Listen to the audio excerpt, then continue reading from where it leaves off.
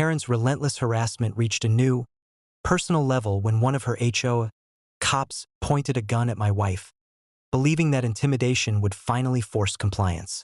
They assumed that fear would override preparation and authority. What they didn't know, however, was that my wife is the real sheriff, trained in law enforcement, tactics, and combat, fully capable of defending herself and her family. The incident occurred late one evening, as my wife was conducting routine checks on the property. The HOA enforcer, armed and overconfident, stepped out from behind a grove of trees, shouting commands and waving his weapon. Karen had briefed him that this show of force would intimidate the household, assuming no one present could match their level of aggression. My wife remained calm, immediately assessing the situation. She noted the distance, positioning, and potential escape routes while mentally preparing the most effective response. Her presence of mind, law enforcement experience, and tactical knowledge allowed her to control the environment from the first moment. When the enforcer attempted to advance, she executed a series of controlled movements, using verbal commands to de-escalate while simultaneously positioning herself advantageously. Every attempt he made to intimidate was met with calculated countermeasures. Her posture, awareness, and authority created immediate psychological pressure, causing him to hesitate and falter. Meanwhile, I and our security team had been monitoring the property and moved in to reinforce her position. The enforcer, realizing he had underestimated the household, became visibly shaken.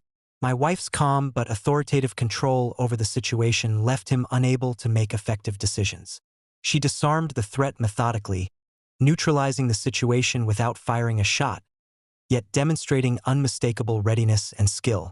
Karen, observing remotely or from a safe distance, finally recognized the catastrophic failure of her plan. She had assumed her cops could assert authority over unprepared civilians, only to discover that her target was the legally empowered sheriff herself. Her confidence dissolved as the ramifications of her reckless directive became clear. I documented every aspect of the encounter: video footage, photographic evidence, and detailed logs of movements and communications. The HOA enforcer's illegal use of a weapon, attempted intimidation, and trespassing were fully recorded and submitted to local law enforcement for immediate action. Karen and her board now faced a potential legal and criminal nightmare, their actions indisputably documented. News of the incident spread quickly. Neighbors and community members, who had previously been wary of the HOA's power, witnessed the stark contrast between their arrogance and our preparedness. Social media amplified the story. HOA enforcer threatens sheriff, fails spectacularly. Karen's reputation, already tarnished, suffered another crushing blow. To ensure future security, I expanded protective measures around the property. Surveillance systems were upgraded, rapid response protocols were refined, and access points were fortified. Every potential approach was now monitored in real time, leaving the HOA no opportunity for further attempts at intimidation. By evening, the property was calm, and the enforcer was safely removed from the premises by law enforcement.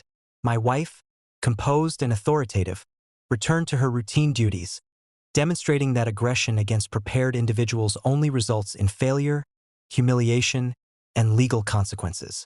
The lesson was unmistakable. Underestimating someone with authority, training, and tactical expertise, especially targeting family members, leads to catastrophic failure and public exposure. Karen had misjudged the situation entirely, assuming fear could compel compliance. Instead, her actions highlighted her incompetence, weakened her authority, and reinforced the undeniable truth: my household is untouchable, prepared, and fully capable of neutralizing threats decisively. Standing on the porch that night, watching the sunset cast a golden glow across the property, I reflected on yet another victory. Karen's audacity had been thwarted, her influence further diminished, and the community had witnessed firsthand that crossing my family is not just dangerous, it's futile. Authority, preparation, and skill always prevail against reckless aggression.